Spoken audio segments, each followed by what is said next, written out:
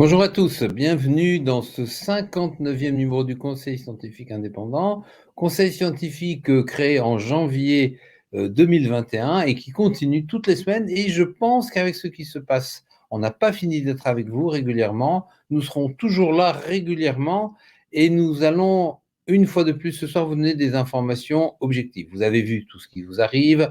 Euh, les hôpitaux n'avaient pas réussi à éteindre l'épidémie de, de, de Covid, mais Poutine a réussi à éteindre l'épidémie de Covid, au moins sur BFM TV, c'est clair. Et voyez bien que tout le monde trouve ça un petit peu énorme. Qui croit à ça? Qui croit ce genre de choses? Et au milieu de ça, vous dites, mais qu'est-ce qui est vrai? Qu'est-ce qui n'est pas vrai? Et nous sommes là régulièrement toutes les semaines pour vous donner des informations sur ce qui est juste, ce qui n'est pas juste, et surtout ce qui est scientifique, ce qui est prouvé, ce qui est vérifiable. Et c'est ça le fonction et l'objectif du CSI. Vous donnez régulièrement, toutes les semaines, des informations. Vous êtes tous un peu perdus, on vous parle de la variole du singe, il y a beaucoup d'incohérences quant à la transmission de cette maladie, et puis les humoristes vous parlent du rhume de cerveau de la girafe, des hémorroïdes du hérisson, de la crampe du poupe, de la diarrhée du serpent. Vous voyez, on a l'impression que les gens qui gouvernent le monde sont intarissables d'imagination pour essayer de vous fabriquer de nouvelles épidémies. Et nous, au milieu de ça, de ce cirque grand quignolesque, nous restons scientifiques, objectifs et concrets toutes les semaines. Et nous avons ce soir notre magicien des chiffres qui nous rejoint, Pierre Chaillot, avec sa chaîne Décoder l'écho, qui va encore une fois aller démonter ce qui n'est pas juste pour remonter les choses dans le bon sens. Pierre, à toi de parler, présente rapidement ce que tu vas faire. Et puis, comme tu es notre seul invité ce soir et que nous sommes en comité restreint, mais les meilleurs, eh bien, tu présentes rapidement et puis tu enchaînes directement derrière. Vas-y, un petit résumé de ce que tu vas nous dire et puis tu enchaînes. Alors bonsoir Olivier, bonsoir à tous. Oui, merci de me recevoir une fois de plus. Ce soir, je vais vous parler du principe de la codification à l'hôpital. Parce que à l'hôpital, tout est codifié. Et de ce que j'expliquais tout à l'heure dans le teaser, c'est que selon la manière dont on définit, la manière dont sont codées les choses, on va définir la manière dont on va les compter. Et si on maîtrise la manière dont on doit compter les choses, on maîtrise la statistique derrière. Donc, définir les choses pour commencer à les compter, c'est leur donner de l'importance. Et c'est un sujet qui est primordial puisque toute la peur, finalement, repose sur les statistiques. Il vous aurait pas échappé depuis 2 ans qu'on vit dans une avalanche de chiffres continus dans tous les domaines que ce soit, hein.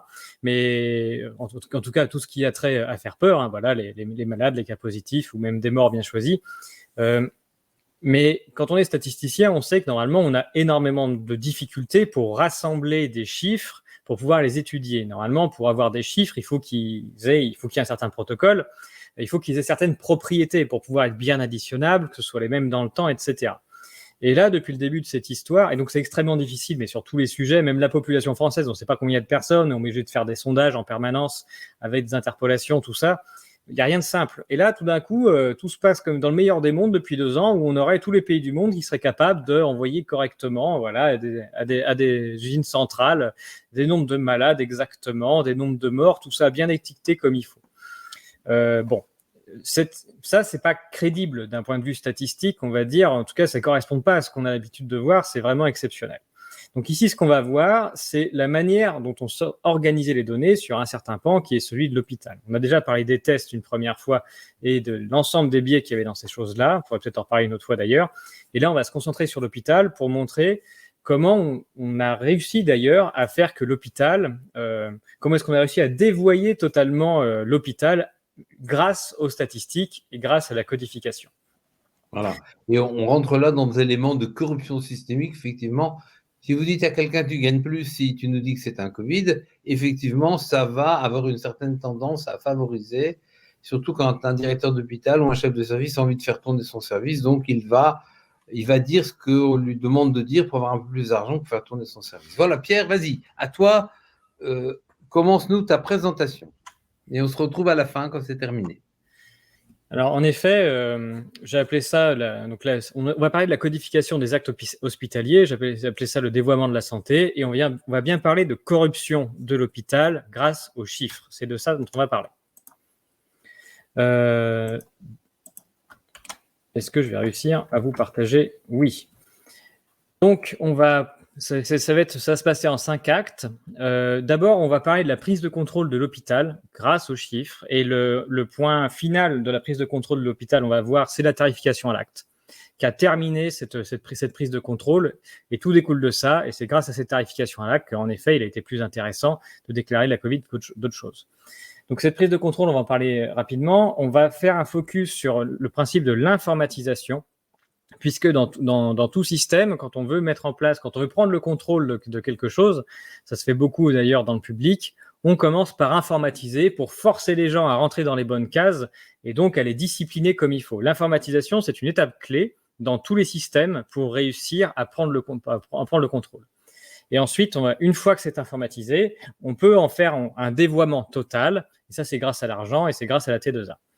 Une fois qu'on aura compris ça, comment est-ce qu'a été dévoyé l'hôpital public grâce à l'informatisation et à la tarification à l'acte, on va pouvoir prendre l'exemple de la grippe, qui est un bon exemple de mise en pratique du codage, où grâce au codage, on réussit à faire monter les statistiques que l'on veut, et en particulier les statistiques grippales. Et donc, on va voir la manière dont ça a basculé, ce codage-là, en période Covid, pour cesser de compter cette fois-ci de la grippe, et plein d'autres choses d'ailleurs, mais bien tout compter à l'hôpital en Covid. Donc c'est parti, on va commencer par parler de la prise de contrôle de l'hôpital et on va voir que c'est une codification au service notamment de la finance. Donc la tarification à l'acte, elle a été mise en place en France en 2007 par un certain Jean Castex, que vous devez connaître, puisque c'est la personne qui a mis en place le dévoiement, la corruption de l'hôpital public, qui était Premier ministre au moment, alors c'était pas lui qui a été au tout début, c'était Édouard Philippe, mais c'est lui qui a été appelé ensuite pour devenir Premier ministre pour gérer la pandémie de Covid. Donc c'est assez intéressant de voir ça. Qu'est-ce que ça a fait, cette tarification à l'acte? Avant, on avait un hôpital qui était au service d'une population et donc qui recevait de l'argent régulièrement pour répondre aux besoins de la population. C'était ce qu'on appelait une logique de moyens.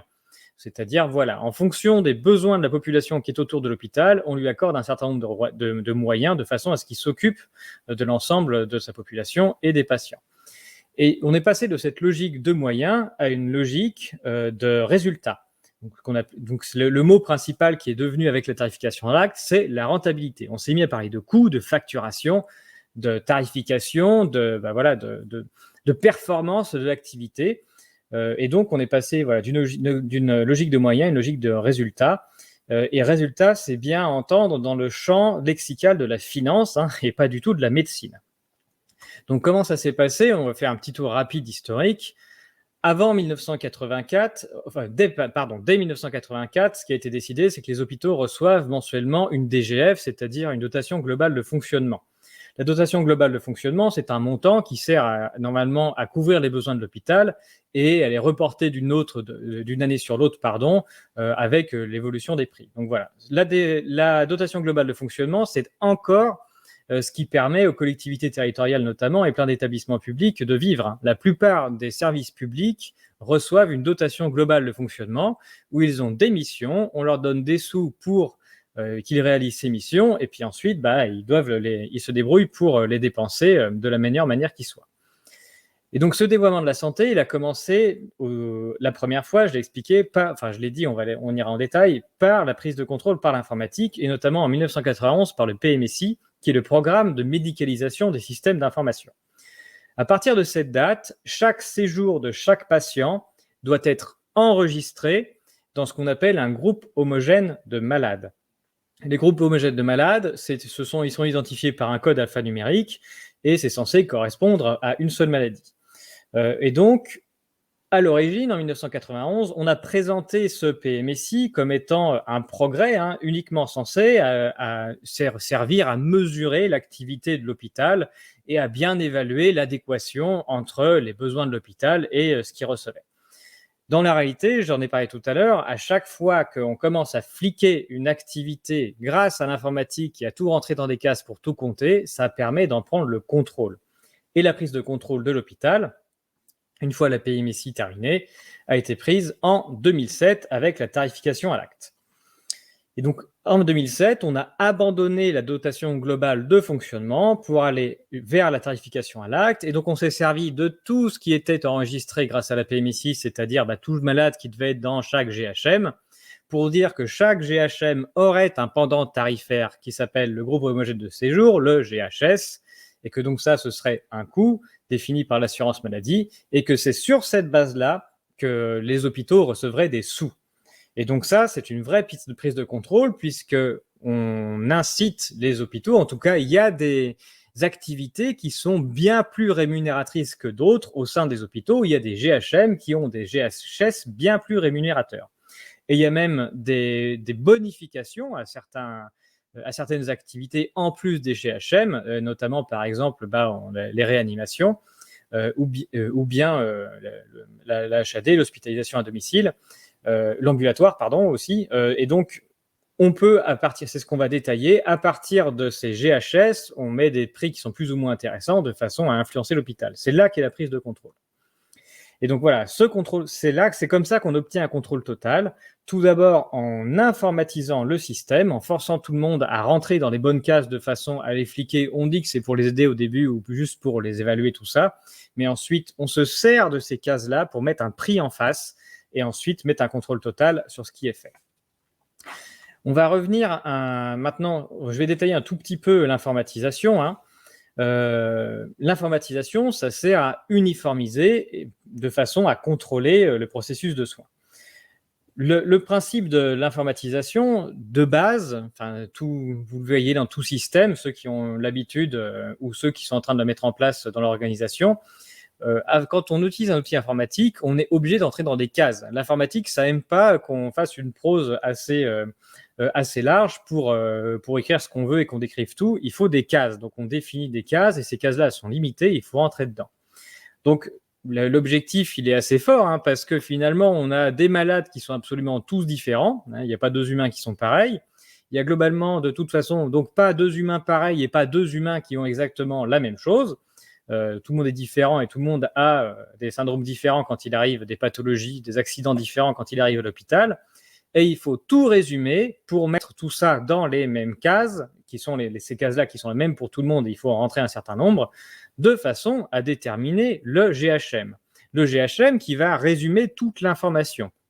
Donc, on n'a plus un patient qui a toute son histoire, son vécu, l'ensemble de ses informations, tout ce qui a pu l'amener à l'hôpital jusqu'ici, l'ensemble de l'accidentologie, de la maladie, tout ça c'est résumé et c'est plus qu'un GHM avec éventuellement d'autres paramètres qui sont appelés comorbidité à côté. Mais voilà, donc finalement le patient, c'est plus une histoire entre un patient et un médecin, c'est une information résumée très partielle qui s'appelle le GHM et éventuellement les comorbidités. Donc comment ça se passe en détail? Lorsqu'on a un patient qui arrive à l'hôpital et donc qui reçoit des soins, le médecin fait là on parle d'une hospitalisation en MCO, en médecine chirurgie obstétrique, et donc le médecin il remplit ce qu'on appelle un résumé de sortie standardisé, un RSS. Et donc ça, il écrit beaucoup de choses à l'intérieur qui ont attrait à la fois à ce qu'avait le malade et en plus ensuite à tout ce qui a été fait pour améliorer sa situation. Ce RSS, ensuite, il va être codé par une autre personne, la plupart du temps, donc ce qu'on appelle, on va y venir, mais ce qui s'appelle quelqu'un qui travaille dans les DIM, pour transformer tout ce texte-là qui est une prose en cases, c'est ce qu'on vient de dire tout à l'heure, donc il fait tout rentrer dans des cases qui sont prédéfinies. Donc lui, c'est son travail, donc il y a deux informations intéressantes. À la fois, on résume l'information dans des cases qui sont déjà prédéfinies avant, donc on n'en prend qu'une certaine partie, et puis celui qui contrôle les cases a un sacré pouvoir sur les informations qui vont pouvoir être mises. Et en plus, c'est pas la même personne, c'est pas un médecin la plupart du temps, mais c'est un DIM. Et ensuite, ces informations-là, ces cases qui ont été rentrées, sont rentrées dans un logiciel qui va utiliser une fonction qui s'appelle la fonction groupage. C'est un algorithme qui a été écrit aussi, où il y en a en ligne sa description, qui va faire rentrer toutes ces cases dans un GHM. Et donc, c'est l'ensemble de ce processus-là, où on divise le travail entre un médecin qui écrit sa prose, une personne qui travaille en DIM qui traduit ça en cases, et ensuite quelqu'un derrière une autre personne qui a écrit un algorithme pour répondre à certains besoins, qui finit par aboutir au GHM. Et alors, donc, ce qui est primordial, c'est qui définit les cases. Et donc, les cases utilisées pour obtenir des GHM sont décidées par la première, la classification internationale des maladies, la CIM-10, et c'est l'OMS qui l'écrit. Et le deuxième, c'est la classification commune des actes médicaux qui est écrit par la HAS. Donc, depuis 40 ans, l'OMS et l'AHS, qui sont deux organismes dont les conflits d'intérêts avec les laboratoires pharmaceutiques sont extrêmement nombreux et très bien documentés, pilotent la définition de ce qu'est la reconnaissance des pathologies. Pour utiliser une analogie bien connue, on sait bien que tout le monde a l'habitude des sondages, ou que certains sondages sont biaisés quand le sondeur ne vous laisse que des choix dans une question qui sont complètement orientés. Ben là, c'est pareil. Les deux classifications vont permettre de mettre en valeur ou de reconnaître le comptage des maladies qu'on souhaite mettre sur le devant de la scène. Donc, ceux qui maîtrisent la codification de toutes les pathologies pour arriver jusqu'au GHM, ce sont eux qui ont la maîtrise finalement de toutes les statistiques. Donc là, c'est pour la partie informatisation. Et une fois que c'est informatisé, c'est là qu'ensuite on peut dévoyer le système. Alors déjà, j'ai déjà montré que celui qui détient le fait de mettre des cases, il a déjà un sacré pouvoir sur les statistiques parce que c'est lui qui décide ce qu'on compte. Mais là, c'est encore pire. On l'a vu, c'est celui qui décide ce que coûte chaque pathologie qui va pouvoir finalement tout décider.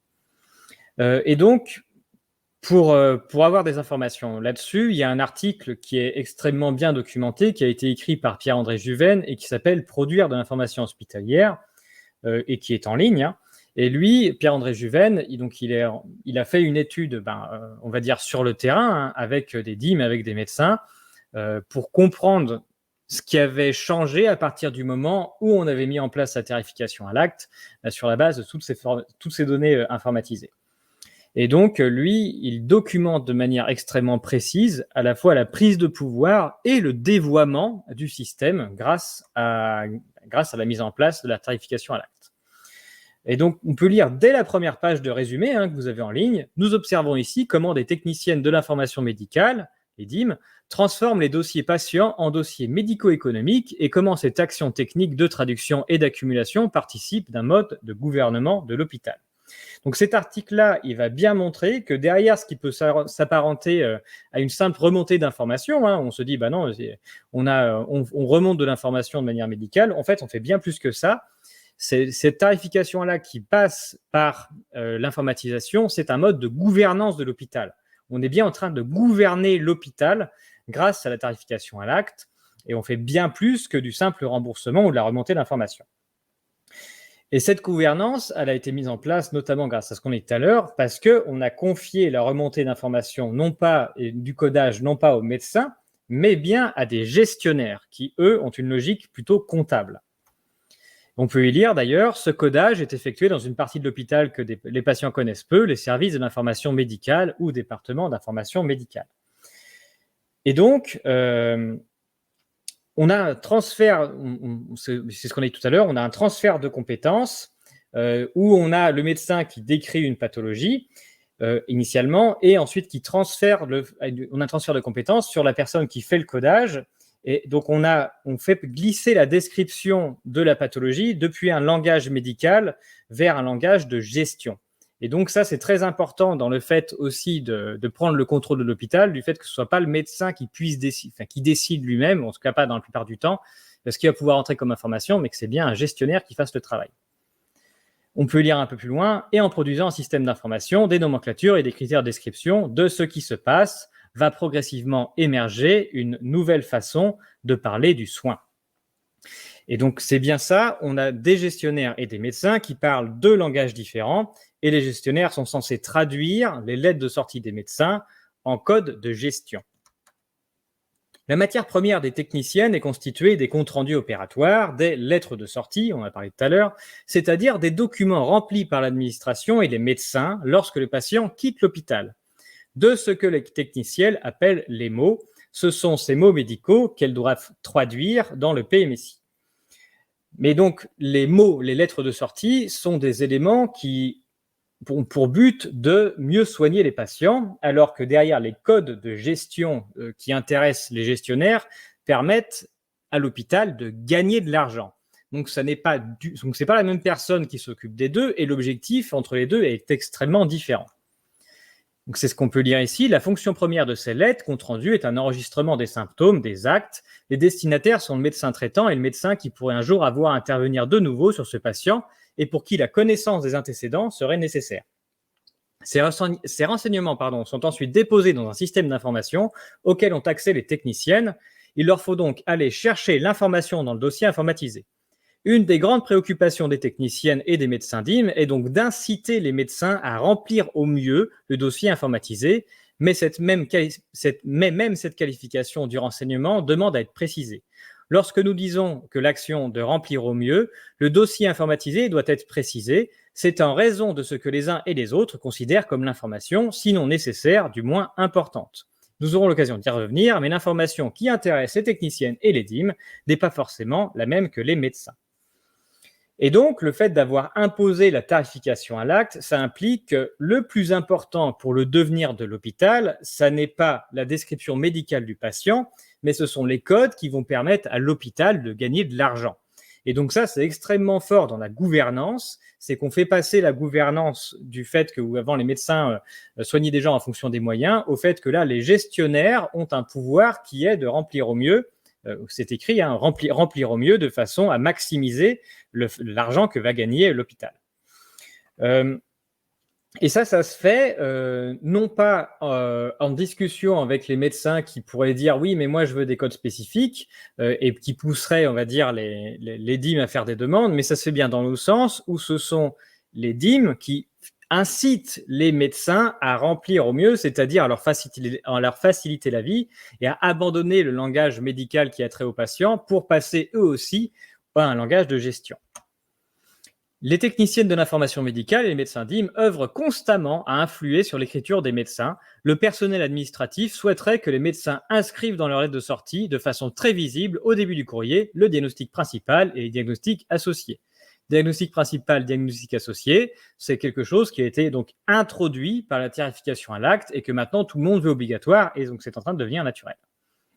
La volonté de faire tenir le séjour dans un seul diagnostic principal et donc de parfois contenir l'ampleur de la description a fait l'objet de controverses vives, mais confinées au cercle d'experts en système d'information hospitalière.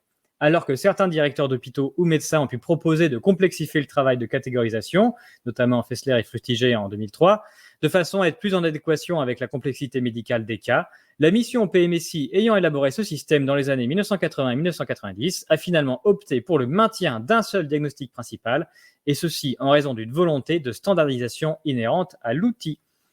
Et donc ça, on voit bien que c'est l'outil qui a gagné et donc qui a forcé à résumer l'information médicale du patient, surtout dans ce fameux diagnostic principal. Et en plus de cette façon, on en a parlé, de résumer toute l'information du patient, où tout patient est différent, il se passe beaucoup de choses, et non, on fait rentrer tout le monde dans un nombre de cases extrêmement réduites. En plus, maintenant, on va voir qu'il y a des considérations stratégiques dont on a parlé, c'est-à-dire que finalement, il y a des GHM qui rapportent bien plus que d'autres, et donc, les DIM choisissent l'information qu'ils souhaitent remonter, surtout quand il y a plusieurs possibilités. C'est alors sur le registre de la pédagogie et du dialogue que jouent les DIM et les TIM. Il s'agit de sensibiliser, entre guillemets, les médecins. Convertir les médecins au langage PMSI, c'est à la fois les inviter à renseigner le diagnostic principal, on l'a vu, et les diagnostics associés, mais c'est aussi leur demander d'inscrire ce qui peut rapporter de l'argent, ce qui peut faire qu'un patient ne vaudra pas 1 800 €, mais 2003. Et donc ça, c'est assez incroyable que ce soit écrit en toutes lettres, mais donc on a bien un biais qui est introduit dans la déclaration du médecin, où on pousse à dire « mais oui, mais essaie plutôt de me déclarer ce qui rapporte de l'argent ». Et en effet, la bonne santé financière de l'établissement passe donc par la conversion des médecins à un langage médico-administratif, le PMSI. Et donc la priorité pour tout le monde à l'hôpital, ça n'est pas de faire un dossier médical du patient qui permettrait de le soigner au mieux et d'avoir le plus d'informations possible, mais c'est devenu de mettre un maximum d'éléments dans le dossier médical qui vont rapporter de l'argent à l'hôpital. C'est-à-dire qui vont augmenter la facturation à l'assurance maladie. Donc je rappelle que tout l'argent dont on parle, c'est l'argent qui vient directement de nos impôts et c'est l'argent de l'assurance maladie. Donc, tout le système qu'on est en train de voir, c'est qu'on force l'hôpital à essayer de maximiser le plus possible et donc de choisir tous ces mots de façon à surfacturer au maximum l'argent qui vient de nos impôts. Donc, on force l'hôpital public à avoir un comportement dévoyé où il pousse au maximum pour facturer un maximum, mais ce qui est aussi de l'argent public. Donc voilà, juste, faut bien se rappeler ça pour montrer qu'on marche complètement sur la tête. Et donc là, non seulement là, ils choisissent les médecins, donc on les pousse à bien tout déclarer pour que absolument tout soit dans, surtout ce qui rapporte de l'argent, mais en plus, parfois, il y a des doutes. Et entre deux pathologies, quand il y a des doutes, on va choisir ce qui rapporte le plus. Prenons à présent le dossier de Monsieur Robert hospitalisé pour une chute. Monsieur Robert a deux problèmes. L'un dû à sa chute, ce qui provoque des douleurs chez le patient, et un problème cardiaque. C'est à cela que va s'attacher la technicienne pour repérer les différents diagnostics associés.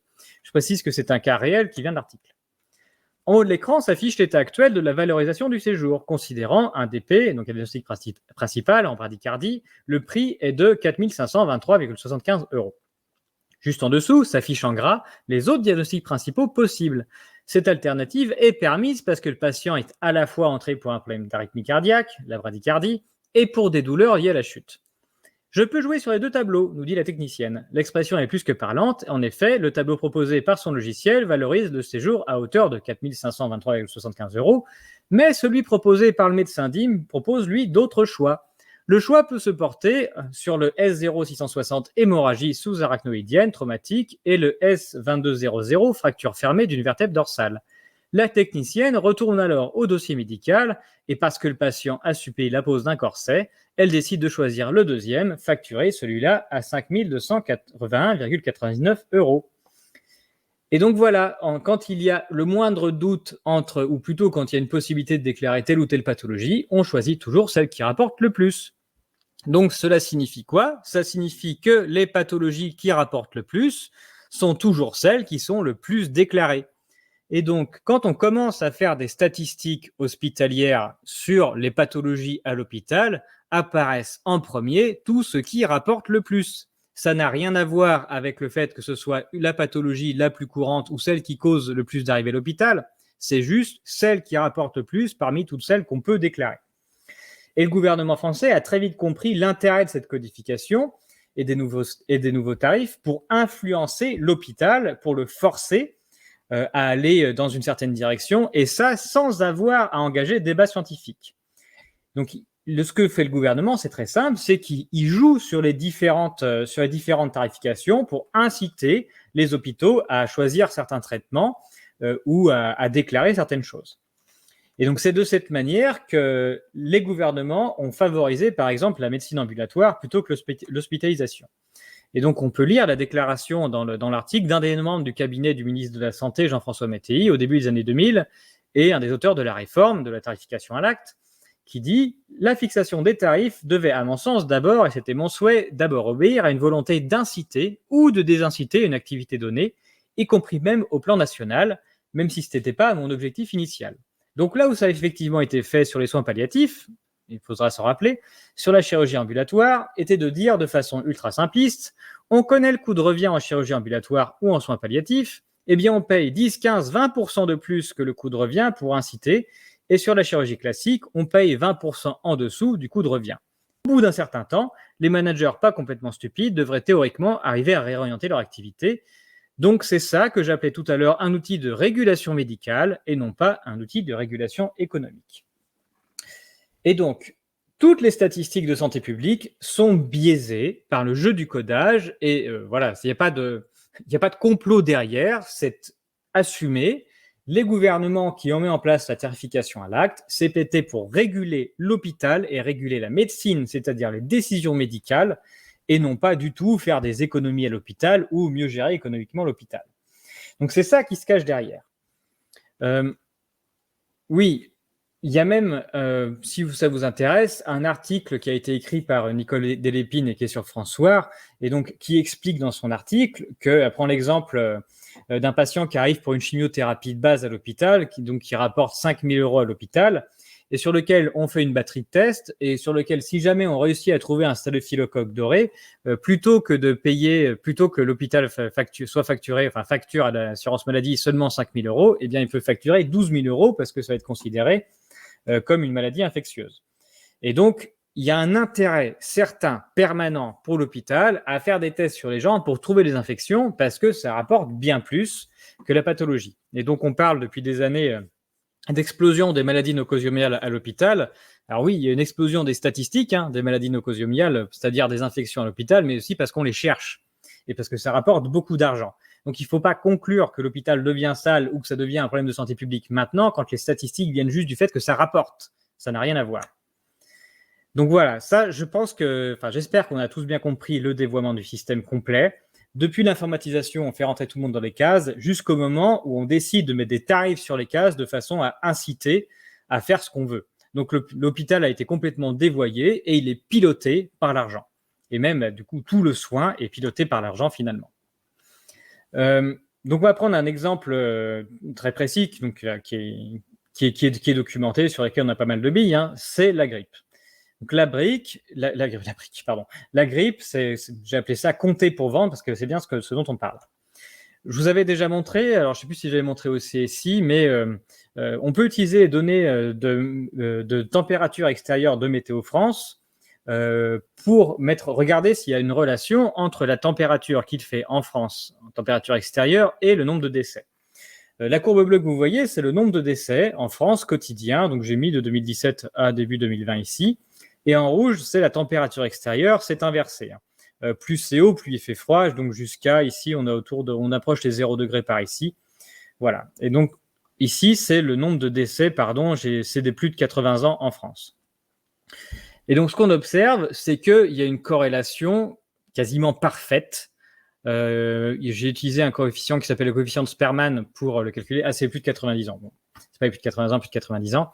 Mais le coefficient de Sperman, pour voir, bon, déjà ça se voit graphiquement, mais le taux de relation entre les deux, et le coefficient est à 0,88, je crois, ce qui est absolument exceptionnel, et ce qui montre une corrélation quasi parfaite. Donc, c'est-à-dire que en France, plus il fait froid, et plus les personnes âgées décèdent. Et donc, il y a autant, j'ai jamais réussi à trouver de lien on va dire de propagation avec d'élévation exponentielle de décès, tout ça.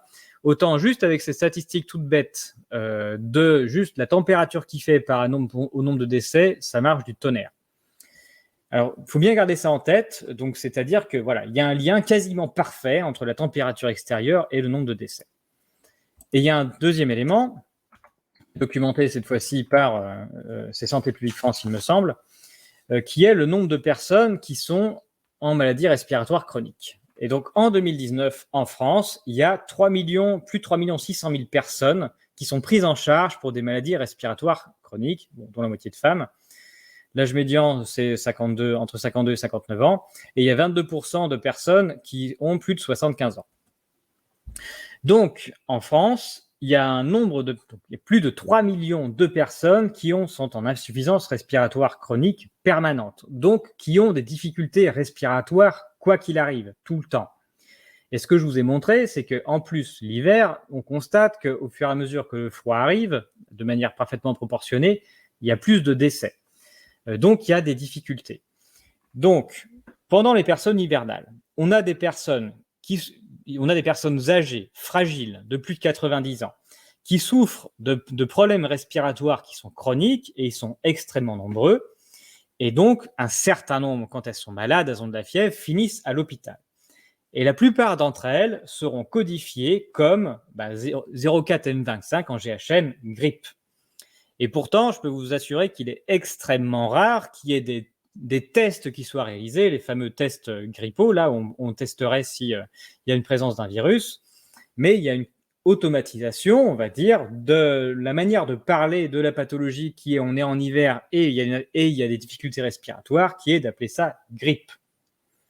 Et donc, le fait de maîtriser cette case grippe et de faire que tous ces problèmes-là, qui sont des personnes âgées avec difficultés respiratoires, rentrent dans ces cases-là, ça fait des statistiques de grippe qui sont comptées tous les ans et qui sont énormes, parce qu'on a quand même 3 millions de personnes à qui c'est arrivé. Donc des statistiques de malades à l'hôpital et même de décès. Et en donnant de l'importance à ce phénomène, on influence fortement la décision publique parce qu'on met en avant cette statistique grippale et ça permet de vendre des traitements et notamment les fameux vaccins antigrippaux tous les ans. Et juste pour mémoire, j'invite tout le monde à aller lire le rapport sur l'arnaque de la grippe H1N1 qui est documenté sur le Sénat. Il y a un rapport sénatorial qui est très clair. C'est une arnaque complète qui s'est passée au début des années 2010. Et c'est un très bon exemple de pandémie avec plutôt des artefacts de comptage où on fait peur à tout le monde et on essaye de vacciner tout le monde. Et on peut y lire qu'il faut absolument mener des recherches sur l'efficacité des vaccins antigrippaux. Ça, on avait le droit de le dire en 2010, on n'était pas censuré. Et c'est écrit noir sur blanc, l'efficacité clinique des vaccins antigrippaux est au mieux considérée comme incertaine. Et donc là, à l'époque, on avait le droit de remettre en doute ça. Et donc, ce qu'on voit, c'est qu'on a un bon exemple de complètement circulaire où on force les hôpitaux à rentrer les interventions dans une certaine case, donc la case grippale, de façon à compter plein de grippes partout. Et ce comptage de plein de grippes partout, derrière, ça fonctionne circulairement, va faire que le gouvernement va justifier le fait de prendre des traitements spécifiques pour la grippe. Mais donc, celui qui maîtrise le comptage initial de tout mettre en grippe, il maîtrise la totalité de la chaîne qui est à la fin de vouloir vacciner tout le monde contre la grippe. Juste un peu... Oui, donc le phénomène circulaire, c'est ça, c'est qu'on dit que la grippe, c'est grave, donc on dit qu'il faut codifier tous les malades en grippe, donc on trouve beaucoup de grippe, donc la grippe, c'est grave, ce qui permet de codifier les malades, etc. C'est le raisonnement circulaire. Et pour mémoire, donc ici, ça c'est un papier qui a été sorti, donc c'est le CEPIDC de l'INSERM qui a sorti ce papier et qui analyse la mortalité déclarée à l'hôpital selon l'ensemble des causes.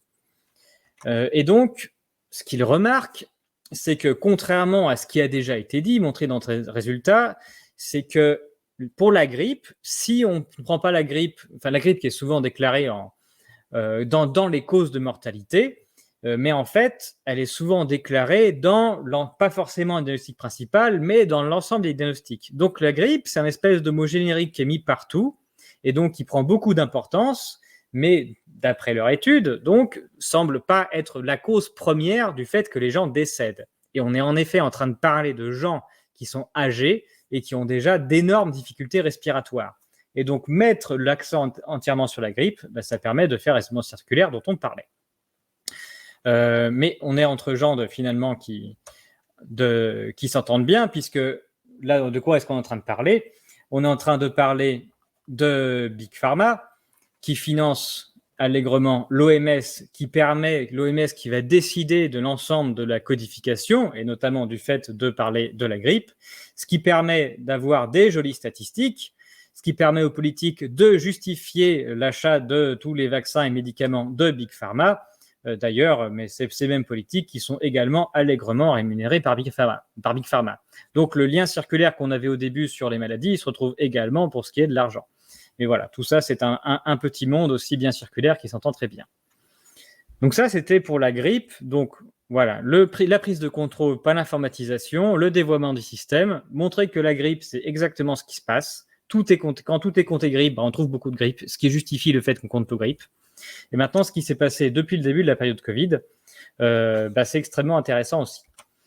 Et donc, ce qu'on a, c'est la maîtrise du chiffre. Et donc, le premier papier que moi j'ai vu sur ce sujet-là, c'était assez tôt, puisque c'est un tract de la CGT Santé Action Sociale qui date du 19 mai 2020, où la CGT se plaint de la tarification qui a trait à la Covid-19. Et donc, ils discutent le fait des tarifications qui sont utilisées pour déclarer en GHM la Covid-19. Et a priori, ce sont ces codes-là, les 04M06 et les 04M05, infection et inflammation respiratoire, âge inférieur à 18 ans ou bien âge supérieur à 18 ans, la même chose. Et si on va un peu plus loin dans cet article, on y lit une critique assez sévère de tout le système de codage qu'on vient de parler. Donc, toute la critique des GHM et de la prise de pouvoir sur l'hôpital, tout le monde le dit. C'est quelque chose de très connu. C'est écrit, toute personne ayant travaillé sur les bases de données du PMSI sait que les GHM n'ont d'homogène que le nom et la cohérence des regroupements en effet n'est pas toujours perceptible. C'est le cas de la Covid-19 qui se retrouve entre autres avec l'abcès amibien du poumon, la peste pulmonaire, la coqueluche, les pneumopathies de la varicelle ou de la rougeole, la toxoplasmose pulmonaire, les candidoses pulmonaires, le STRAS, dans les GHM des racines 04M06 et 04M07 ou dans les racines 18M02 et 18M03 avec des maladies virales banales ou non comme la poliomyélite aiguë, la fièvre jaune, la dengue, le virus Ebola, la varicelle, la variole, la rougeole, les oreillons et chez l'enfant les fièvres d'étiologie indéterminée. Donc voilà, c'est la Covid finalement est codée dans des GHM, dans un espèce de globi-boulga avec le reste, ce qui va permettre d'avoir des statistiques intéressantes. Surtout parce que la tarification sera très intéressante. La tarification, vous pouvez la retrouver en ligne sur le site de la TTIH. Donc voilà, ce que je vais vous montrer, c'est des copies de ce qui est en ligne et on peut récupérer les différents tarifs. Et donc là, ce qu'on peut voir, c'est qu'auparavant, la banale est désormais has been grip. Donc il y a des niveaux de difficulté ici, codé 1, 2, 3, 4. Mais voilà, si on prend le niveau de difficulté 1 pour la banale grippe, un patient qui est codé en grippe, il rapporte 1 000 € le séjour. Donc c'est pas très très intéressant finalement par rapport à une belle codification 04M71, donc le 04M07, qui pour le coup va rapporter le double, 2 200 €. Donc c'est-à-dire que quand on a un patient qui arrive avec des difficultés respiratoires, de la fièvre, et qu'on doit codifier de savoir est-ce que finalement c'est une grippe ou est-ce que c'est un Covid, il y en a un qui rapporte 1 000 et l'autre qui rapporte 2 000. Donc effectivement, je ne vois pas très bien à quel moment on peut se dire que les hôpitaux vont déclarer quelque chose qui rapporte 2 fois moins que l'autre. Donc évidemment, on a une explosion des statistiques Covid à partir du moment où on fait ça. Mais les hôpitaux, ce n'est pas les seuls à avoir fait ce changement. Le réseau Sentinelle, jusqu'en 2020, c'est écrit là, en mars 2020, suite à l'émergence du SARS-CoV-2, la surveillance Sentinelle a évolué en syndrome grippaux. La surveillance des syndromes grippaux est passée à infection respiratoire aiguë. Donc avant, on parlait de grippe, quand on avait les symptômes de la fièvre, l'apparition brutale, avec des myalgies, des signes respiratoires. Maintenant, on a une infection respiratoire aiguë, on ne dit plus que c'est de la grippe, ce qui va permettre de dire que c'est de la Covid. Et donc, dans le réseau Sentinelle, qu'est-ce qu'on a vu à partir du moment où on s'est mis à déclarer de la Covid? On a vu une disparition de la grippe. Donc là, il y a tout un tas de théories qui ont émergé sur Internet, dans les médias, pour expliquer que la Covid prenait toute la place et donc c'est un virus qui avait fait disparaître les syndromes grippaux. Non, la Covid, c'est juste beaucoup plus intéressant financièrement à déclarer et donc à partir du moment où c'est plus intéressant d'avoir de la Covid, on trouve plus de grippe parce que tout le monde est Covid et plus personne n'est grippe. Donc la disparition de la grippe n'est pas une disparition des malades de la grippe ou d'un virus, c'est une disparition de l'intérêt de déclarer la grippe par rapport à celui de déclarer la Covid. Et donc depuis 2 ans, tous les problèmes respiratoires habituels sont plus déclarés comme de la grippe, mais comme de la Covid. C'est tout ce qui se passe. Et pour ça, on peut aller voir sur Scan Santé. Et ici, j'ai récupéré, c'est plutôt Jean-Luc qui a récupéré l'ensemble des séjours hospitaliers en fonction de ce qui a été déclaré comme GHM.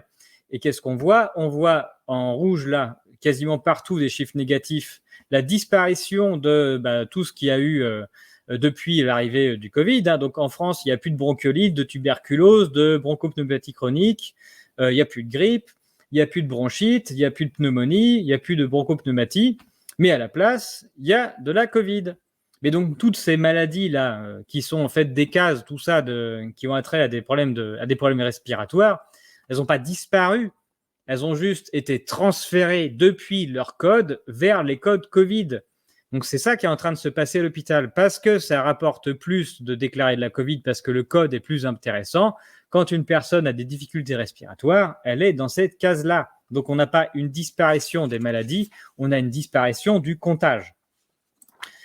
Au passage, pour terminer, il est toujours intéressant de regarder en France qui dirige les services d'infectiologie des hôpitaux qui ont été habilités Covid-19 depuis le début par l'émission Coreb, là, au début 2020.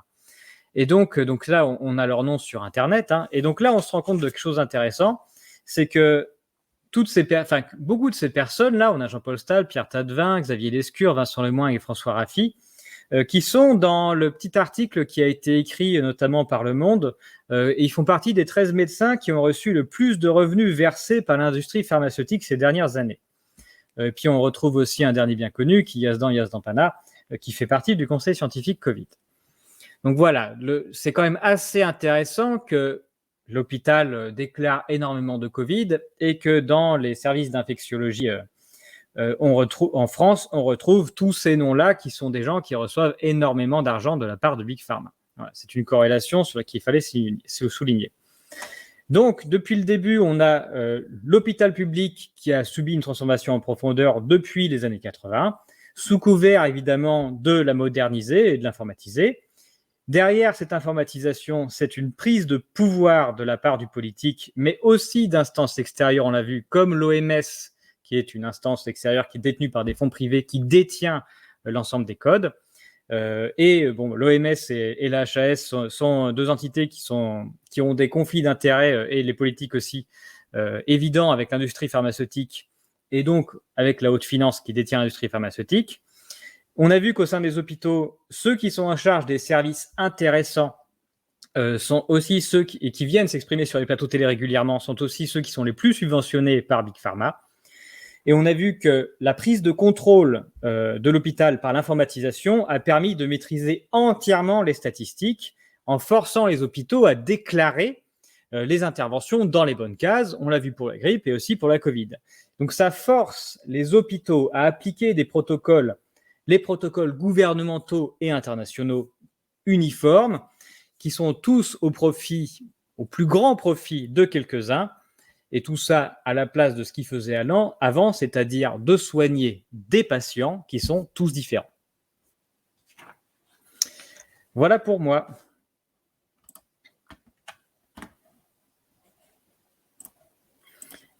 Olivier, es-tu toujours là? Olivier, tu n'as pas ton micro, je me suis cru. Voilà. Merci. Merci Pierre pour cet exposé qui est comme d'habitude brillant et puis en plus qui nous amène. Mais j'ai parfois l'impression de me répéter à chaque CSI, de redire toujours la même chose. Quand toi ou un autre conférencier vient expliquer ce qui se passe, on se rend compte que la manipulation est gigantesque, elle est totalement cousue de fil blanc, qu'on a complètement dévoyé le système et que finalement on arrive à un système qui n'a plus rien à voir et qui n'a que comme seul objectif de favoriser la prescription de certain nombre de médicaments. Ce que tu expliques bien sur la grippe, c'est net. Le seul objectif, c'est pas de soigner les gens, c'est de favoriser, de donner des peurs générales pour qu'on favorise la prescription de vaccins grippal, dont on sait bien qu'il n'est actif qu'à 30% et que beaucoup de gens sont vaccino-résistants, puisqu'on sait que l'immunité à 70-80 ans est très faible et que les catégories que l'on vaccine sont les seules catégories qui ne prennent pas le vaccin, alors que les catégories qui prendraient le vaccin, comme les enfants, eux n'en ont absolument aucun intérêt. Donc en fait, on a une sorte d'échec global de cette technique-là. Donc on a là vraiment quelque chose de tout à fait étonnant. On pourrait même, en t'écoutant, je me disais, bon, on pourrait dresser une liste de ce qu'il faudrait faire pour que l'hôpital aille bien, et de ce qu'il faudrait faire pour que le système de santé français et mondial aille bien. Donc déjà, la première chose qu'il faudrait faire, c'est faire disparaître complètement le PMSI et surtout détruire totalement jusqu'à la racine la T2A, qui est une catastrophe véritable. Après ça, il faudrait réformer un certain nombre d'institutions particulièrement préjudiciables que je vais nommer comme étant les ARS, l'HAS, la NSM, qui sont des institutions qui théoriquement devraient avoir une fonction très positive, hein, mais qui ont failli dans un certain nombre de scandales. Sur le fond, c'est très bien, mais dans la pratique, elles sont totalement orientées d'une certaine manière, avec tout ce que tu décris parfaitement bien. Et je pense qu'on est là dans un système de corruption. Et c'est intéressant parce qu'au niveau de l'OMS, une des réformes à faire, ce serait d'interdire le financement par des fonds privés. Et ou plus exactement, si on autorisait des financements privés, que ces financements ne correspondent à aucun droit de vote. C'est-à-dire, vous pouvez, Bill, tu peux donner ton fric, mais tu n'auras aucun droit de vote pour ça. Et on a vu, quand ils ont voulu réformer le fameux article 19, qui aurait consisté à ce que l'OMS dirige la santé de tous les pays, on a 120 pays qui ont voté contre. Donc là, ils se sont pris une déculottée, une grosse fessée, et on a vu, et que, en fait, en gros, quand on vote à une voix un pays, ce qu'il faudrait faire, hein, une voix un pays, eh bien, ces réformes ridicules n'ont pas d'action. Et pour avoir pas mal travaillé, il faudra d'ailleurs un jour que je vienne faire une soirée là-dessus, sur l'histoire finalement du dévoiement de la médecine. On se souvient, il y a un bon siècle, avec le fameux rapport Fleischner, qui a été financé par Dale Carnegie et par John Rockefeller, ce fameux rapport Fleischner qui a transformé la médecine, qui est une médecine humaniste, en une médecine rentable, une médecine qui a commencé son long chemin vers la rentabilité première pour arriver ces derniers temps à ce que tu décris parfaitement, c'est-à-dire la rentabilité absolue, même si, quand on y réfléchit bien, c'est qu'une rentabilité absolue qui a coûté 400 milliards à un État. Franchement, on aurait mis le 10e de ça dans les hôpitaux, on aurait une santé, une médecine extraordinaire. Hein. Donc, ça n'a rapporté rien, si ce n'est à l'industrie pharmaceutique. Et on voit déjà à l'époque le triomphe d'un principe qui est, que tu décris parfaitement bien dans le GHM ou les GHS, c'est à l'époque, on a un médicament pour une personne. La personne est au centre du diagnostic, est au centre de l'intérêt. Et un peu à la fois Rockefeller et Carnegie et Fleischner, et avec un personnage intéressant dont le nom est prémonitoire, puisque c'est le révérend Gates. Donc, c'est un nom qui déjà est de mauvais augure dans l'histoire de la médecine, puisque le nom de Gates est une catastrophe planétaire. Et donc, l'idée générale, c'est de dire un médicament pour une personne, c'est pas intéressant, et on va mettre un médicament pour une maladie. Et un médicament pour une maladie avec la possibilité de breveter ce médicament pour faire de l'argent avec ce médicament. Alors, effectivement, toutes les plantes ne sont pas intéressantes parce qu'elles sont dans la nature, on peut pas les breveter, c'est interdit, bien qu'ils essaieraient maintenant de breveter. Et donc, on part dans ce système-là. Et ce que tu décris là, avec la nécessité de rentrer dans des codes, c'est exactement l'aboutissement d'un processus qui a commencé il y a un siècle et qui arrive à l'acmé maintenant avec la catastrophe que nous pouvons voir. Voilà, je te laisse réagir un petit peu à tout ça, puisque nous sommes deux ce soir, nous échangeons. Oui, je pense que tu as raison. On voit bien que, de toute façon, le principe général, c'est de contrôler le soin de façon à, en effet, orienter tous les différents protocoles et médicaments qui vont être distribués. En effet, il s'agit bien de faire entrer les gens dans des cases pour vendre un maximum, de toute façon, de produits. Et le fait que l'industrie pharmaceutique joue là-dedans, ça fait qu'évidemment, ce qu'ils essayent, eux, c'est pas de soigner les gens, puisqu'une personne saine, ça rapporte rien, c'est de l'accoutumer et de toujours lui proposer quelque chose, et quelque chose de rentable tout le temps. C'est le business plan, il n'y en a pas d'autre. Ça, c'est le premier point. Le deuxième point, donc tu as parlé en effet que cette réforme-là était soi-disant pour faire des économies. L'hôpital n'a jamais été aussi cher que depuis qu'on a mis en place la T2A. Donc depuis qu'on met en place la T2A, il y a de moins en moins de lits dans les hôpitaux. Donc il y a de moins en moins de places pour accueillir des gens, et en particulier si jamais il y avait un cas de coup dur. On reviendra peut-être une autre fois en détail sur ce qui s'est passé depuis 2 ans, parce que pour moi, il n'y en a pas eu. On a bien vu que les hôpitaux étaient vides en 2020. En revanche, il y a eu un coup dur à l'hiver 2015, par exemple, où Marisol Touraine a dû faire le tour des hôpitaux parce que les gens crevaient dans les couloirs, ce qui n'est pas arrivé en 2020. Mon cher Pierre, je te coupe un instant puisque Hélène Banoun va nous rejoindre et tu reprendras la parole tout de suite après. Bonjour Hélène, bienvenue. Bonsoir, excuse-moi Pierre, voilà. C'est pour dire que j'étais arrivée en retard. Voilà. C'était super intéressant ta présentation. Vraiment, c'est bien de relier comme ça le soin avec l'informatique. Moi, j'ai quand même une petite précision à apporter, c'est que le virus de la grippe, il avait vraiment disparu partout dans le monde entier. Et des labos sérieux et honnêtes qui ont typé les virus, comme l'IHU, ils n'en ont vraiment pas trouvé pendant qu'il y avait la Covid.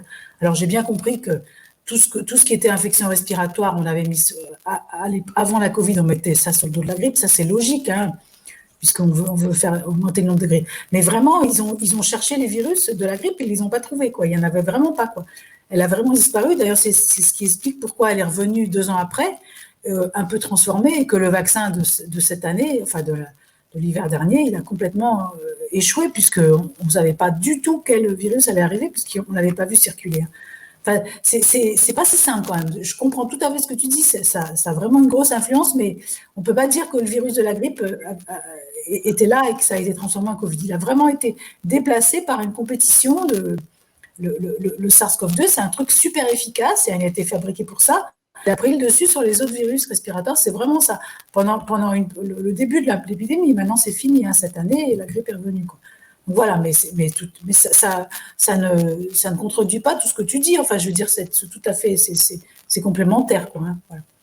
Puis je voulais te poser une question aussi sur le début, là, ce que tu as dit sur la corrélation température. Alors, on en avait déjà un peu discuté. Est-ce que ça marche aussi pour les moins de 90 ans? Oui. Est-ce que vous l'avez pour tous les âges? Ça marche, ça? Ça marche de manière décroissante en fonction de l'âge. Donc, les premiers âges à partir de laquelle ça marche, ce sont les plus de 50 ans, avec une corrélation qui est faible. Et la corrélation va croissante en fonction de l'âge.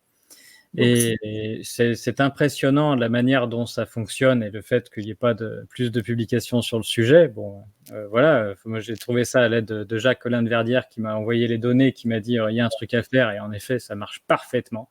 Et on peut le faire par département aussi en France, c'est fait. Donc tout fonctionne de manière parfaite avec l'ordre, voilà, comme je disais, l'âge, comme si les gens étaient finalement de plus en plus fragiles. On voit les doubles bosses, les années où il y a 2 vagues de froid, donc tout fonctionne parfaitement, sauf à partir du moment où on met des mesures exceptionnelles en France, c'est-à-dire qu'on déclare que c'est la Covid et on arrête de faire ce qui est le soin habituel, et à partir de là, on a un décrochage. Donc, il y a une double démonstration. Donc, soit on dit c'est la faute du méchant virus, mais on peut pas séparer le méchant virus des mesures, ou bien on peut quantifier, ce que j'ai fait dans d'autres travaux, le nombre de personnes que l'on a perdues volontairement ou pas avec les mesures mises en place, et qui explique parfaitement cette hausse de mortalité qui n'est plus reliée à la température. Voilà. Mais autrement, on a des vrais liens entre température et mortalité, et sur assez longue période, puisque j'arrive à une petite dizaine d'années quand même, hein. Donc, ça correspond bien, on en avait déjà discuté, le chiffre du système immunitaire qu'on appelle entre l'hiver et l'été, en fait, il dépend plus de la température que de la saison globalement. Et donc, ça correspond bien à cette histoire de plus ou moins de 50 ans, parce que on sait que plus on vieillit, plus il y a ce qu'on appelle inflammaging, c'est-à-dire le système inflammatoire, enfin l'inflammation de base est plus importante, plus on est vieux, et donc plus on réagit mal au virus respiratoire, à tout ce qui est infection, quoi. Et donc tout ça colle, hein, ça colle tout à fait avec le fait que tu me dis qu'on a cette corrélation plus après 50 ans, et plus on avance en âge. Donc c'est vraiment ça. Les virus, en fait, ils circulent tout le temps, mais nous, on est plus fragile, on réagit de manière supérieure quand la température est faible, parce que notre système immunitaire, il a un côté inflammatoire. Il s'enflamme tout seul quand la température baisse. Voilà. Donc ça correspond à ce que tu as trouvé tout à fait, quoi. Mais j'entends bien, hein, mais moi, des chiffres qui sont à ma disposition et de la manière dont je peux lire et étudier les différentes études et les statistiques utilisées, pour l'instant, je n'ai pas trouvé de preuves qui me convainquent que cette théorie, hein, de propagation et d'existence et d'infectiosité ou de pathogénicité de virus circulant en permanence soit validée. Moi, j'observe des statistiques qui sont à un certain niveau. Pour ce qui est aussi de trouver, on va dire, des virus à certains moments ou d'autres qui auraient disparu, j'ai bien compris que quand on faisait de la recherche, en particulier en utilisant des tests, on trouve que ce qu'on cherche. Et qu'il y a énormément de biais d'interprétation qui sont du fait que, mais il faudrait peut-être discuter spécifiquement de la manière dont on fait des RT-PCR, de la manière dont on les utilise ensuite pour faire du séquençage, et qui sont souvent d'ailleurs des reséquençages, pour discuter des certitudes que l'on peut considérer avoir sur le sujet. Et voilà. Il faut faire attention, je pense, dans toute science, où à un moment, on a des gens qui sont très bien câblés et qui savent faire beaucoup de choses, mais qui ont un bagage théorique et une théorie sur laquelle ils ne veulent pas en tout cas, ils sont enferrés dedans, et tout prisme part par cette théorie. Et malheureusement, les expériences qui sont faites par la suite auront attrait à valider la théorie plutôt que la questionner, qui est, on va dire, l'inverse habituel d'un raisonnement scientifique, où on n'est jamais plus heureux que quand on réussit à foutre par terre toute la jouée théorique qu'on avait fait, puisqu'on va pouvoir en faire une autre. Mais voilà, donc actuellement, moi, ce que j'observe, ce sont des corrélations avec la mortalité. Je ne connais pas les causes, je n'ai pas la moindre preuve à mon niveau qu'il puisse s'agir de virus plutôt qu'autre chose. On peut citer beaucoup de choses, hein, le fait que le corps ait du mal à supporter des températures qui soient distinctes de 20 degrés. Hein. Il y a autant de morts quand il y a une canicule que quand il y a un froid. Et quand il y a une canicule, enfin, on ne parle pas de virus respiratoire, on parle directement de froid. Quand il y a du froid qui arrive, il y a un assèchement de l'air, il y a le fait que les poumons ont des difficultés, ce qui peut aussi correspondre à des difficultés respiratoires. Il y a le fait que quand il fait froid, tout le monde allume son chauffage.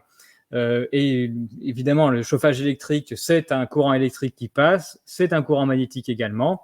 Il se passe des choses dans le corps à ce moment-là probablement, surtout peut-être pour des personnes fragiles. Hein.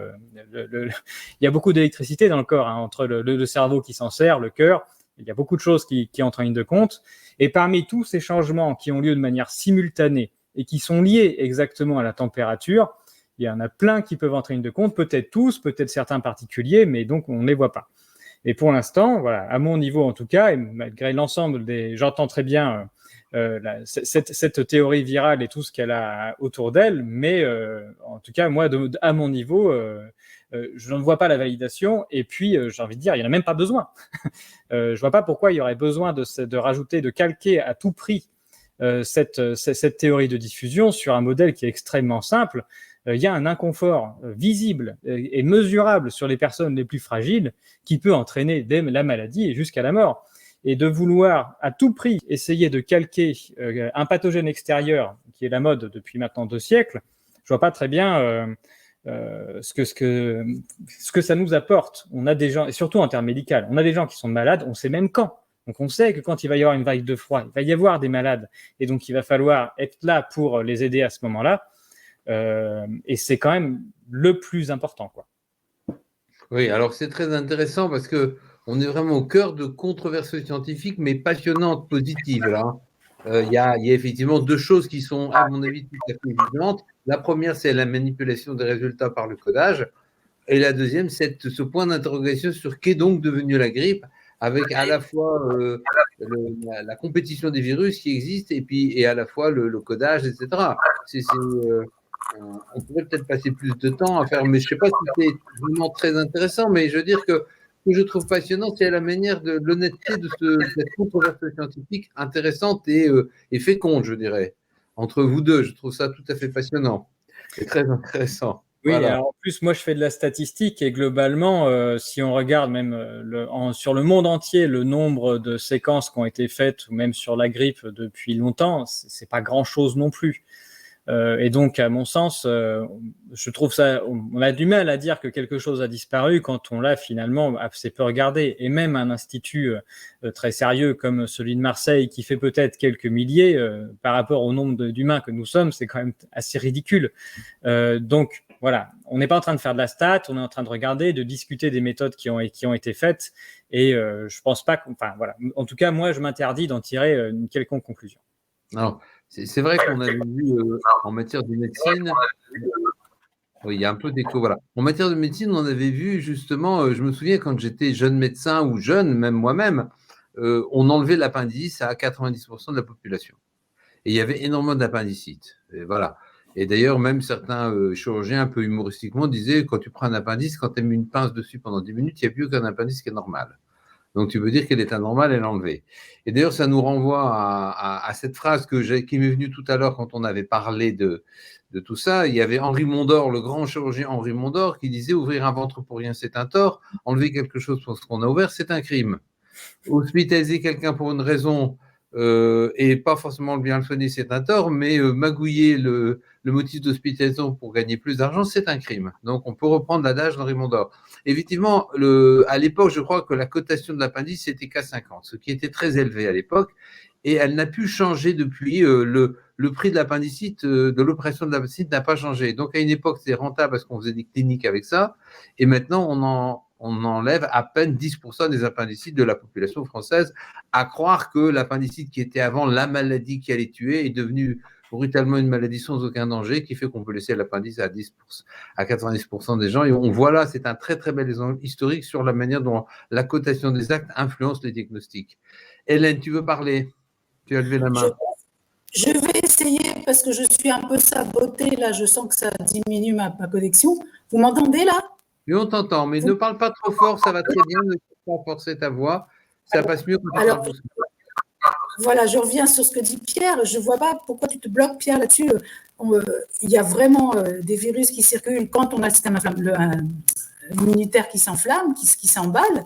Mais on est d'accord que les gens, quand ils meurent suite à une infection virale, ils meurent d'autre chose que du virus. Ils meurent souvent de surinfection.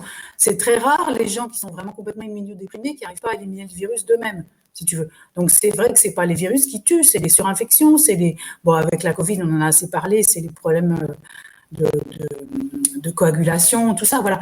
Donc, mais je comprends pas pourquoi tu t'obstines à vouloir supprimer les virus parce qu'ils existent vraiment, mais on est d'accord que c'est pas la panacée, c'est pas ce qui explique tout, c'est pas l'explication ultime, quoi, voilà. Une infection virale, d'ailleurs, je vais en parler au congrès de l'EMSIB, il y a plein d'autres facteurs, il y a la réaction du système inflammatoire, du système immunitaire, il y a les surinfections, il y a les co-infections, c'est vraiment beaucoup plus complexe que ça. Et je suis d'accord qu'on a tout mis sur la grippe d'abord et ensuite la Covid, ça on est tout à fait d'accord. C'est pas ça qui explique pourquoi il y a des gens qui tombent malades de la grippe et d'autres non, c'est ça qui est important à comprendre. C'est pas de mettre tout sur le dos d'un virus, voilà. Mais tout ce que tu dis, c'est parfaitement logique et cohérent, mais c'est pas du tout contradictoire avec ce que tu appelles la théorie virale, c'est pas du tout contradictoire. Voilà, le virus, il passe et il fait mal à la personne qui est fragile, par les co-infections, les surinfections et tout ça. Mais on peut pas dire le virus n'existe pas. Il n'affecte pas. Je n'ai jamais dit que le virus n'existait pas. J'ai parlé de biais j'ai parlé de biais de perception où on cherchait ce qu'on espérait trouver. C'est de ça que je parle. Oui. Et en l'occurrence, sur ce qui est des virus et la manière dont on fait du séquençage, où on va chercher les éléments, où on trouve des bouts d'ADN partout et on les recolle pour qu'ils correspondent à des séquences déjà connues, il y a un biais qui est quand on fait ce genre d'exercice, on sait déjà ce qu'on est en train de chercher. Et quand reprenons un peu même en quelques mots brièvement l'histoire racontée de Wuhan, où il y a un laboratoire chinois qui dépose une séquence après avoir vu 40 malades, c'est dans le séquençage du reséquençage, c'est-à-dire qu'on regarde sur des patients, on fait des prélèvements sur des patients, et ensuite on fait des PCR multiples où on essaye de trouver des choses qu'on connaît, c'est-à-dire des bouts d'ARN qui sont déjà codés et déjà en ligne concernant des coronavirus qui auraient déjà été identifiés. Donc c'est pas neutre. Et il n'y a rien de neutre dans cette histoire où pour toute pathologie, on a une volonté ferme et farouche de déterminer quel est le virus, c'est vraiment le terme, qui serait responsable de ce qu'on est en train de faire. Et ce faisant, on est en train, je dis pas moi, mais les laboratoires forcent le fait de trouver en faisant des analyses ADN et en recollant des morceaux, en préadmettant et en présupposant que le malade qu'ils ont en phase 2 a sa maladie pour cause d'une infection virale et qui serait quelque chose qui se répand. Oui. Je vais leur dire, moi, je n'ai pas la moindre trace dans les statistiques, que ce soit d'hospitalisation ou de mortalité, de quelque chose qui se répand. Il n'y en a pas de trace. C'est même l'inverse. Quand on analyse les statistiques de mortalité ou d'hospitalisation avec les données européennes, par exemple, il n'y a rien qui se répand. Il y a des gens qui tombent malades à certains endroits, même tous en même temps, en fonction de conditions. Et donc, le fait d'avoir cette présupposition permanente partout, de fait que l'état de santé des gens serait dû à leurs voisins la plupart du temps, c'est-à-dire qu'on cherche le méchant qui les aurait infectés, c'est une idéologie. Je ne dis pas que tout est faux dedans. Je ne dis pas que les virus n'existent pas ou qu'il n'y a pas d'infection virale. Je dis que nous vivons un dogme où tout est forcé de façon à tout faire coller à cette théorie et que ça ne marche pas. Ouais. Donc, à minima, la systématisation de la théorie ne fonctionne pas du tout. Je ne dis pas qu'elle n'existe pas, qu'elle n'est pas vraie au moins partiellement, mais son caractère systémique est faux. Je vais reprendre la parole une seconde, Hélène, si tu permets, On est là au cœur de quelque chose de très important. Pierre, je te rejoins tout à fait. Alors, d'un côté, on a Hélène qui connaît parfaitement tous les éléments scientifiques, et moi, j'ai une vision plus globale, et c'est ce que moi j'appelle la catastrophe pasteurienne, parce que l'éruption de Pasteur dans le monde médical a été considérée par certains comme quelque chose d'extraordinaire. Moi, je considère que c'est une catastrophe. J'appelle donc ça la catastrophe pasteurienne, parce qu'on a considéré que la cause des maladies était les microbes, virus, bactéries, parasites, etc. Alors, certes, dans des maladies comme la peste noire, on a eu véritablement des vagues qui sont intervenues, mais qui sont intervenues sur un niveau de misère et de pauvreté colossal, où si finalement la peste noire s'est régalée sur la pauvreté de l'époque, et sans la pauvreté, elle n'aurait probablement pas fait ses choux blancs. Mais globalement, on est là dans quelque chose de quasiment religieux, c'est-à-dire qu'il y aurait d'un côté les humains parfaits, qu'est-ce que vous avez? Ah, c'est pas grave, c'est un virus. Ah bon, j'ai cru que c'était mon mode de vie qui posait problème. Excusez-moi. Ah, vous êtes rassuré. Il y a quelque chose d'extrêmement assurant de dire aux gens, c'est pas vous, c'est l'autre. C'est pas moi, c'est l'autre. C'est l'autre, le méchant qui est responsable. On est dans les liaisons dangereuses. Ce n'est pas ma faute, ce n'est pas ma faute, ce n'est pas ma faute. Valmont répète ça à l'infini. Pasteur aussi. Rassurez-vous, braves gens, ce n'est pas votre faute. Vous pouvez faire n'importe quoi, bouffer du McDo, prendre des ondes toute la journée, avoir un stress une vie de merde. Il va rien vous arriver puisque la médecine va faire des progrès et qu'on va inventer enfin un nouveau médicament qui va guérir tous les cancers, toutes les maladies et tout ça. Et dormez bien, braves gens, on s'occupe de vous. Donc, cette idéologie-là a fait l'objet d'une querelle de médecine au 19e siècle, où il y avait d'un côté Pasteur et de l'autre côté le grand Claude Bernard, qui disait la maladie n'est rien, le terrain est tout. Puisqu'on sait qu'aucun virus n'est spontanément pathogène, même la tuberculose, il faut vraiment être en mauvaise santé pour l'attraper, à part la toxine botulinique qui est spontanément pathogène, mais ce n'est pas un virus ni une bactérie, c'est une toxine. À part la toxine botulinique, rien, aucun microbe n'est spontanément pathogène. Si vous êtes en bonne santé, vous n'attraperez en gros rien. Et donc c'est intéressant, cette idéologie qui a gouverné, et il faut se voir qu'à la fin de sa vie, Pasteur a dit à son ami Renan, il faut lire l'histoire de Pasteur, En finir avec Pasteur, dans cet excellent livre. Eh bien, Pasteur a dit à Renan, je me suis trompé, Claude avait raison. Claude, c'est Claude Bernard. Hein, donc effectivement, c'est cette grande erreur fondamentale, mais on est aussi à la limite de l'idéologie, puisque c'est l'idéologie de vous n'êtes responsable de rien. Et je pense qu'il y a eu deux grandes hérésies du XXe siècle. Je dirais le communisme, et de l'autre côté, la médecine moderne avec les antibiotiques et la vaccination, qui est l'idée, on va faire votre bonheur contre votre volonté, malgré vous et malgré tout. Non, on ne fera pas votre bonheur contre votre volonté, et les microbes ne sont que des agents, mais le microbe n'est pas important, ce qui compte, c'est la place pour le mettre, et s'il n'y a pas de place, on ne le mettra pas.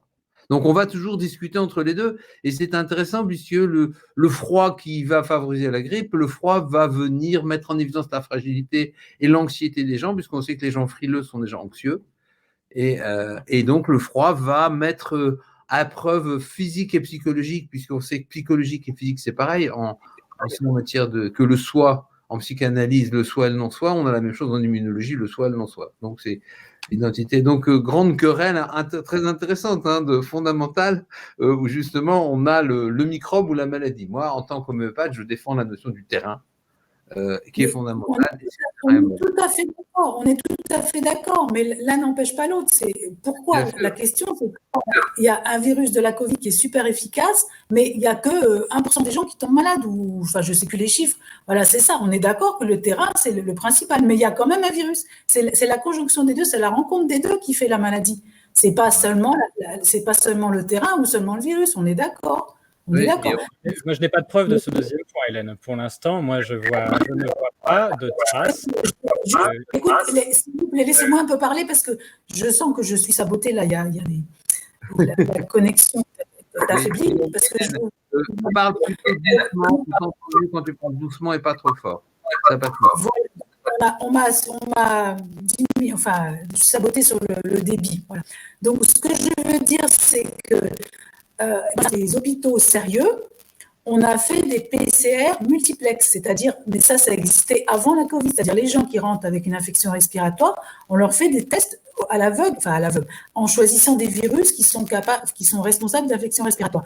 Dans le même test, on cherche différents virus. Donc, on ne va pas trouver ce qu'on cherche, on trouve ce qu'il y a ou ce qu'il n'y a pas. Voilà, c'est tout. Donc, il y a vraiment des virus, mais on est d'accord, ce n'est pas le virus lui tout seul qui fait la maladie, c'est le terrain sur lequel il arrive, on est d'accord. C'est la rencontre des deux. Pourquoi vouloir supprimer l'un ou l'autre? Il n'y a pas de raison. On est d'accord que Big Pharma, toute la société, la médecine moderne supprime le terrain, mais c'est les deux. C'est les deux. Il y a pas. Pourquoi se battre là-dessus, quoi? Je ne comprends pas, quoi. Et c'est vrai que depuis l'apparition des... Pardon?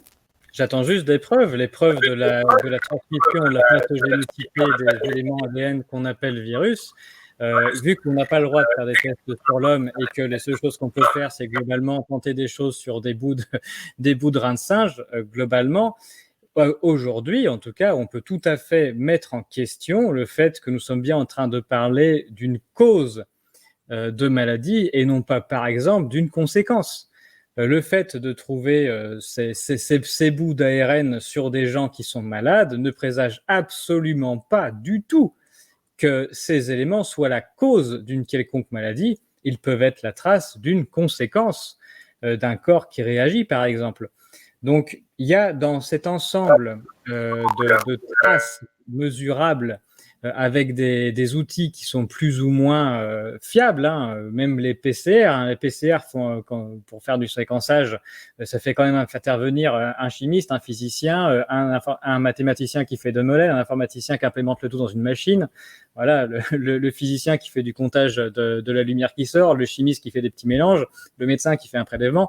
Il y a un paquet d'incertitudes dans cette méthode et d'ailleurs, elle est suffisamment peu fiable pour pouvoir n'être utilisée normalement qu'en faisant plein de multiples et en servant d'un résultat statistique à la fin, puisque les résultats sont contradictoires et sont même contradictoires d'une machine sur l'autre. Donc, voilà, on est sur des choses qui sont d'attrait, à mon sens, de la recherche, hein, qui sont très intéressantes, mais pour ce qui est d'avoir une charge de la preuve qui dise, voilà, c'est bien ça qui est la cause de ce que nous sommes en train de vivre, là, pour l'instant, non, franchement, je ne la vois pas. C'est pas faute qu'on me montre des choses, mais non, avant d'arriver à un niveau qu'on se dise, oui, c'est bien la preuve, nous savons ce qui est en train de se passer, je pense qu'on en est très loin. Oui, parce que, en fait, ce que tu décris tout à fait clair, c'est le fait que ce facteur qui est plutôt le témoin de la situation, un char d'assaut n'est pas la cause de la guerre, mais quand il y a des chars d'assaut dans la rue, ça veut souvent dire qu'il y a la guerre.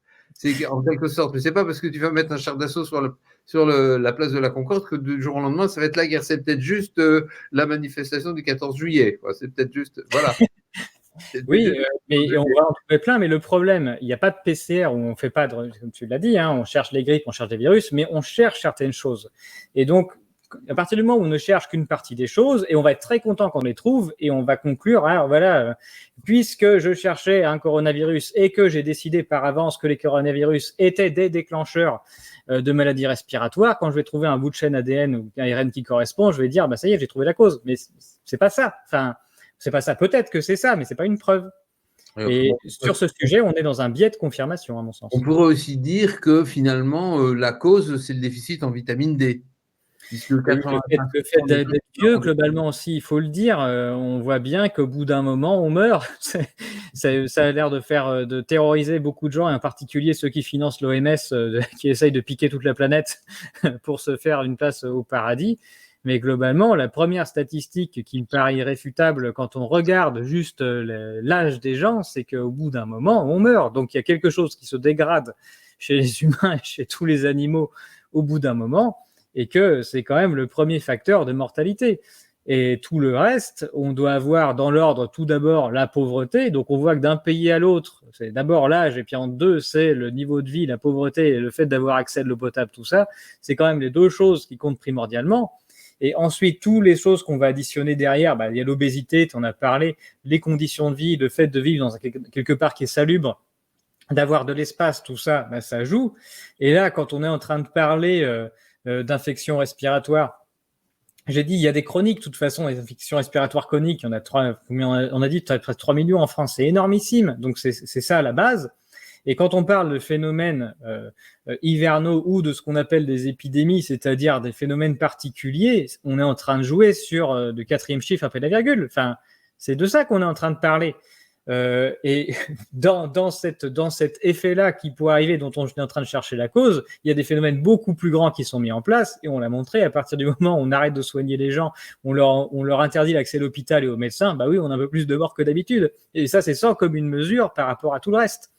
Donc, depuis le début de cette histoire que l'on a depuis 2 ans, il faut vraiment, je vois même pas de trace qui se palpable, mesurable, qui se soit passé quelque chose d'un point de vue de santé, si jamais on enlevait les mesures débiles qui ont été mises en place. Et donc, à partir de là, oui, on discute de choses qui ont attrait à de la recherche et sur lesquelles il n'y a pas du tout de certitude, ni de statistique globale qui pourrait les appuyer. On est vraiment sur des choses qui sont rares, quoi.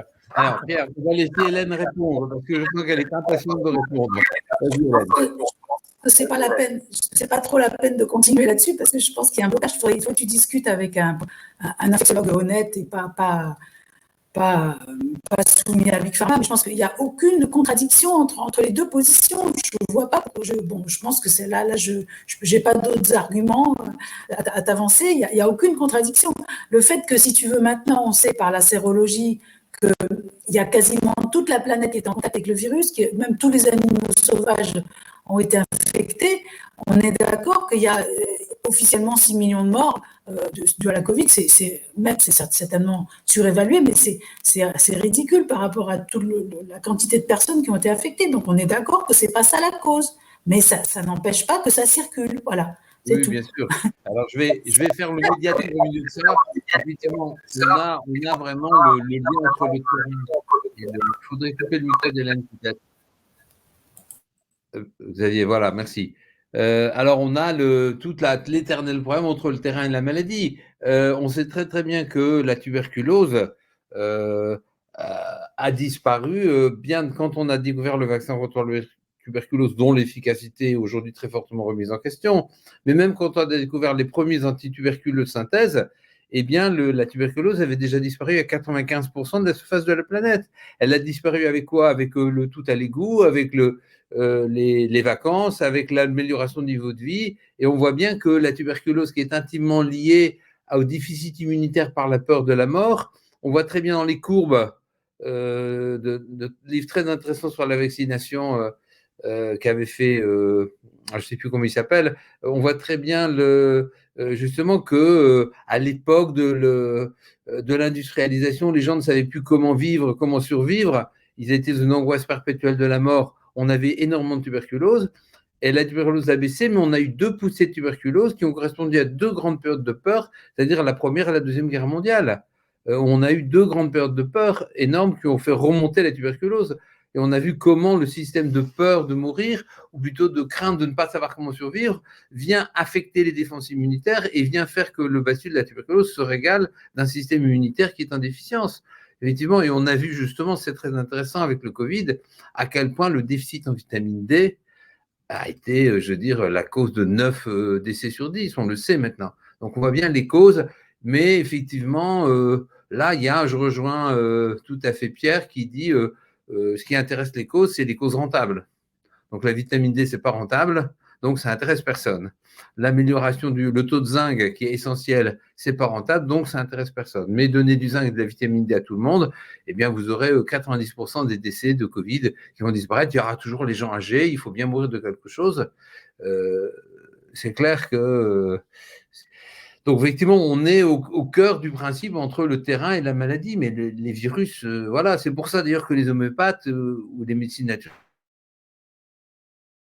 très nombreuses années, sans même savoir l'existence des virus. Les Chinois parlaient d'énergie perverse ou d'énergie cyclique, et que les humains rencontraient, et selon qu'ils étaient en bon état, ils arrivaient à sauter à la barrière ou ils tombaient, quoi. C'était effectivement, c'est un petit peu, vous faites tourner une barrière avec des bâtons qui tournent, et les gens doivent sauter, ceux qui sont en forme, ils sautent bien, et ceux qui fatiguent, eh ben, ils tombent, et voilà. Et c'est un petit peu le virus, c'est ça. Ce sont des tests, en fait, quand tu prends 1 cm3 d'eau de mer, il y a 4 millions de virus dedans. Donc, si le virus est la cause de maladie, tu vas à la mer, t'es mort.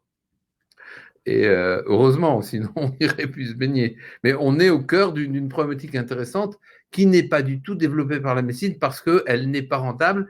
Et je l'ai dit, elle a aussi ce côté, l'idéologie dominante est un côté déculpabilisant et un côté déresponsabilisant. Et ça, c'est quelque chose qui est extrêmement important.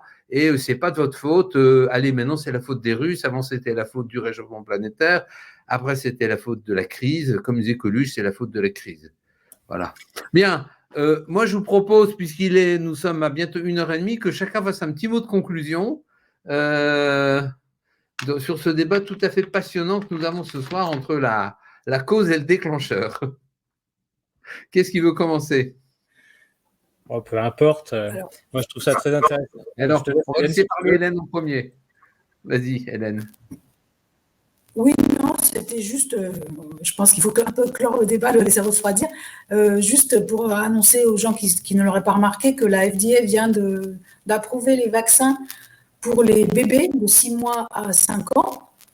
Et donc, les résultats officiels montrent qu'ils sont totalement inefficaces, même qu'ils aggravent la maladie, et qu'ils sont toxiques. Ça, c'est d'après moi les résultats de Pfizer et Moderna. Maintenant, ils ne le cachent même plus. Mais voilà, ils ont accepté. Ils ont dit que de toute façon, pour les enfants, ça n'avait pas besoin d'être efficace. Ils acceptent une efficacité inférieure à 50%. Donc, voilà, pour les enfants, c'est juste pour les vacciner, quoi. Il n'y a pas besoin de... Ça marche. Voilà. On ne peut pas réussir un génocide correct si on ne fait pas ça, hein, c'est évident. Donc, ce n'est pas une erreur, c'est un résultat positif, très, très positif dans le cadre de leur objectif. Allez, Pierre, à toi. Oui, c'est rigolo, quoi. C'est-à-dire que, bon, après, je pense que, de mon point de vue, toute cette supercherie qui, à mon sens, sont vies depuis 2 ans, sur les chiffres, sur la dangerosité, tout ça, ce qui est en train de se passer. Bon, moi, je vais jusqu'à la totale, hein, vous l'avez compris. Finalement, si on commence à remettre en cause, en effet, l'intérêt du virus par rapport à l'ensemble de ce que tu appelles le terrain, c'est-à-dire la vie des gens, le fait qu'ils aient accès à plein de choses, qu'ils soient pas stressés, qu'ils aient de l'espace, qu'ils respirent bien, qu'ils aient à manger, qu'ils aient des toilettes, etc.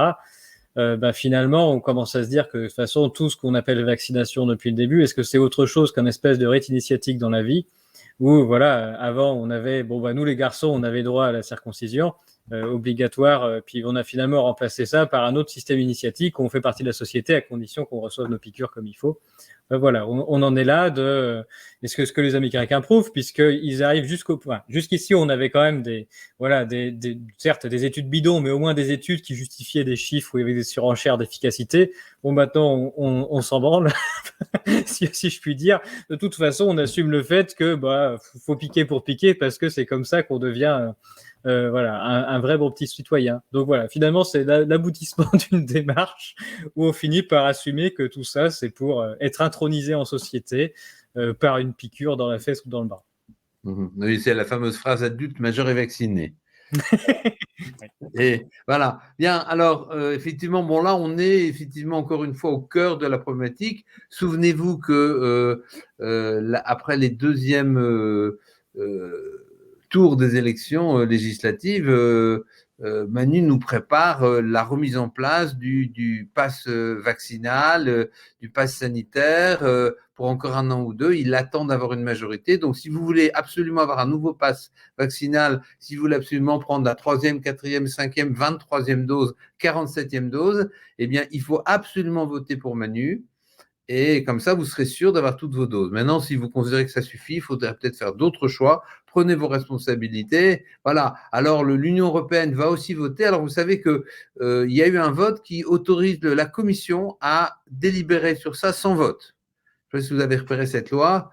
Donc, la Commission peut, gouverner par ordonnance, en quelque sorte, hein, comme on appelle ça des ordonnances en France. Et là, elle peut simplement décider que le pass vaccinal va être maintenu. Alors, on sait que ça ne sert à rien, mais il faut ramener les choses. Si vous êtes dans une idée que nous sommes dans un problématique de santé publique, que l'objectif est de soigner les gens, et on a vu, avec ce que nous a expliqué Pierre ce soir, que ce n'est pas du tout l'objectif, c'est de catégoriser les gens pour pouvoir mieux prescrire des médicaments, de même que quand vous allez sur Facebook, sur Facebook, eh bien, vous devenez du gibier de potence pour qu'on sache ce qui vous intéresse pour mieux vous le vendre. L'objectif n'est pas, l'OMS et la Commission européenne n'ont pas d'objectif de santé publique, ils ont des objectifs financiers. Et donc, effectivement, il faut essayer de numériser les gens pour les contrôler et au besoin intervenir sur la masse de la population, ce qu'on commence à réaliser. Et si on considère maintenant que au niveau qualité de santé publique, la gestion de la crise est une catastrophe. Il y a des morts à n'en plus finir. Vacciner les enfants, c'est ridicule. L'intérêt est totalement négatif. Maintenant, si vous avez d'autres objectifs, des objectifs financiers, des objectifs de réduction de population, des objectifs de contrôle de population, il faut considérer que cette politique est un énorme succès. Et énorme succès dans la mesure où, en plus, il y a une sorte de moutonisation de la population où tout le monde croit bêtement, va directement à l'abattoir sans réaliser, et on l'a vu, qu'on va avoir des générations entières qui n'arriveront pas à avoir d'enfants, et que, voilà, c'est ce qu'avait dit Bill Gates un jour d'une conférence, qu'avec une politique vaccinale bien menée, on pourrait réduire facilement la population de 15%. On est au cœur de ça, de ce qui avait été dit. Donc voilà, aujourd'hui, on vous a réapporté des éléments. Il va se passer beaucoup de choses dans les prochains temps. Vous vous préparez tous à l'été. Il va y avoir une canicule sur la France, c'est vrai. Mais la canicule, elle va être absolument ailleurs avec les mesures qui vont sortir incessamment. Et vous allez voir, dès le deuxième tour, vous allez voir dans les jours qui vont suivre la remise en place d'une série de mesures et effectivement de ces réobligations vaccinales. Et je ne voudrais pas terminer cette émission en tant que fondateur du SLS sur une pensée pour tous ces soignants suspendus. Probablement 18 000 soignants, 19 000 soignants suspendus, non pas 15 000. Probablement 50 000 qui sont protégés par un arrêt maladie et qui leur évitent d'être suspendus. Mais ça fait quand même 70 000 presque soignants qui manquent dans les hôpitaux, avec ces services d'urgence qui ferment, avec cet hôpital qui devient un lieu véritablement dangereux parce que les soignants ont beau être exemplaires, admirables, on ne peut pas tout faire avec rien, et que on essaie dans une espèce d'ogre monstrueux de cette technique financière qui est en train de détruire. Souvenez-vous de ces caricatures du 19e siècle où on avait des énormes bourgeois ultra riches fumant des cigares portés sur le dos de quelques pauvres ouvriers. Eh bien, on a là le système économique et financier qui est porté sur le dos de quelques soignants. Et voilà, donc on va avoir une pensée particulière pour eux. On leur a laissé miroiter l'idée que peut-être ils seraient réintégrés, mais je pense que le gouvernement ne veut absolument pas ce principe-là. Donc, on va avoir une pensée pour eux avant de terminer.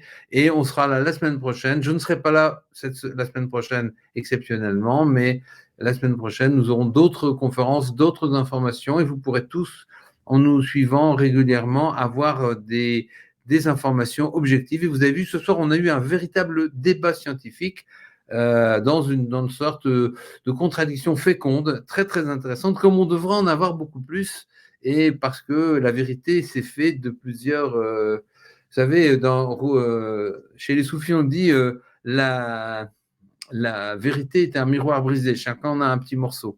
Et le diable arrive en disant « Ah, je vais vous aider à tout reconstituer. » Voilà. On va terminer là-dessus. Je vous souhaite à tous une très bonne soirée et à la semaine prochaine. Merci.